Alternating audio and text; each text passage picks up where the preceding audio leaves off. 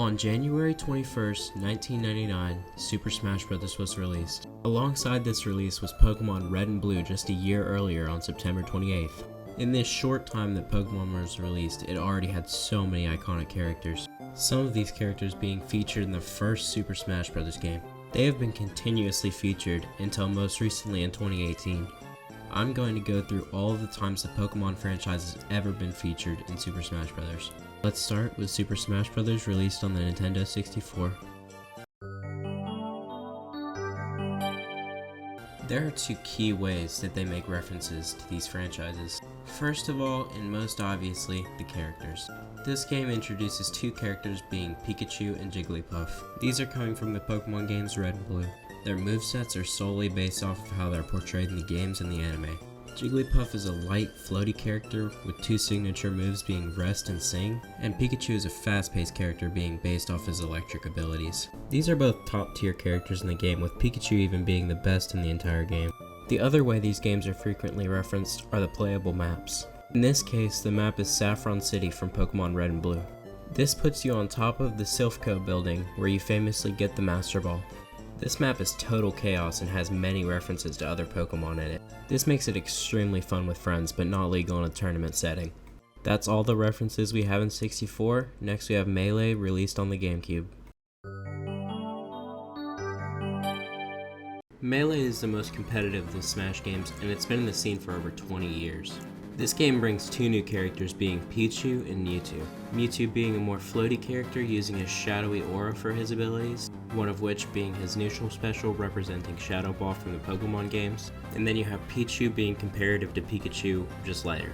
Neither of these characters have ever been good competitively, even being ranked the worst characters in the game in the 2002 tier list. Alongside the characters, we got two new maps being Pokefloats and Pokemon Stadium. Pokefloats takes place in the sky where you're riding on giant balloons of Pokemon. This, like Saffron City, isn't tournament legal, but it's insanely fun casually. On the other side of things, we have Pokemon Stadium, which is tournament legal and is a famous stage in Melee. This map shifts between a battlefield and 4 different stages based off of Pokemon types. These types are Grass, Fire, Water, and Rock. All of these stages being unique makes the map super versatile and fun. Next up, we have Super Smash Bros. Brawl. After Melee's major competitive and casual success, the next Smash release was highly anticipated, and it delivered, in some aspects. One thing it definitely delivered on is the Pokemon references. One of the best parts of Brawl is the story mode, and it is absolutely littered with Pokemon references. The biggest reference we see in the story mode is a boss battle with Rayquaza. Rayquaza is a legendary Pokemon coming from the Generation 3 games, Ruby, Sapphire, and Emerald. Rayquaza is seen fighting Diddy Kong and Fox in the Congo jungle. Rayquaza has a moveset consisting of 9 moves, 2 of which being direct references to Pokemon in Dig and Iron Tail. I find this very cool because they're very core moves in Pokemon, and it's nice to see them getting representation in other games. Next, we have characters. First of all, being Pokemon Trainer.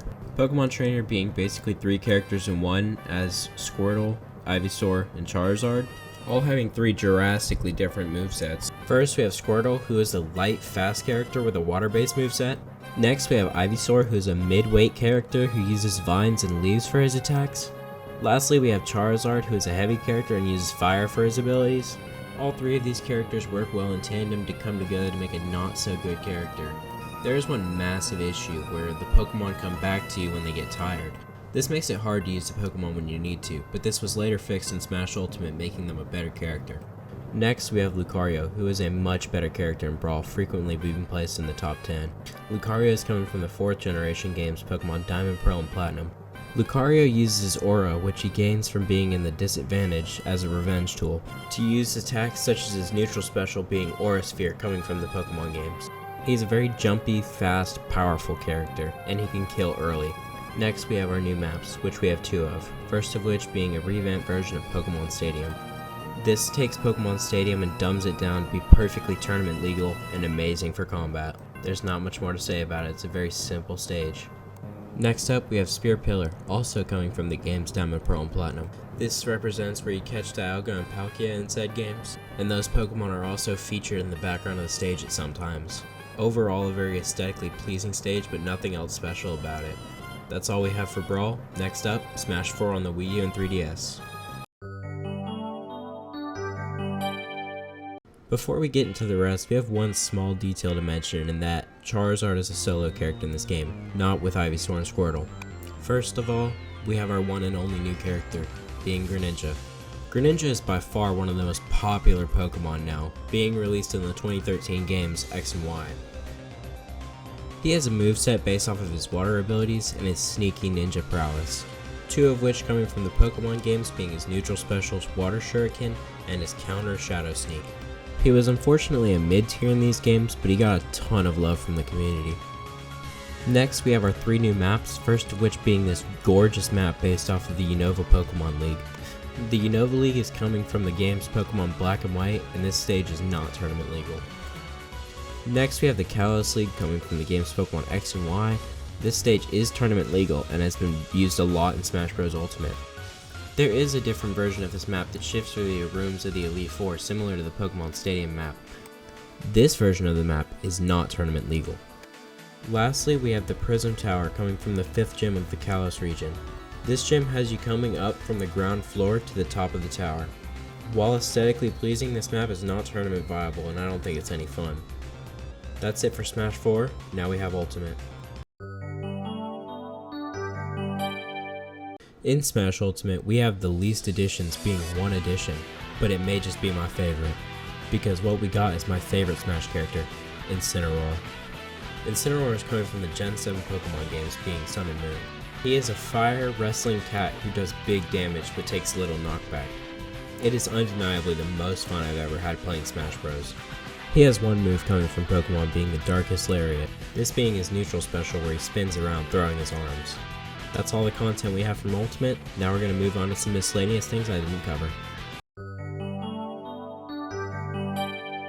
First, we had the alternate costumes for Pokemon Trainer, which I didn't mention at all, but some of them have Easter eggs. We have 2 being red and green, then we have 1 representing silver, and then we have 1 representing the male character from Sinnoh, and then the male character from Kalos. Next, we have some random trophies that you can collect during your gameplay. Next, we have this insane list of Pokemon tracks that have been added to the game. Last, but definitely not least, we had the Pokeball and Master Ball items, which can spawn a Pokemon to help you in battle. There's a massive list of what these Pokemon can be, and that list is on screen now, with a Master Ball giving a guaranteed chance to get a legendary Pokemon.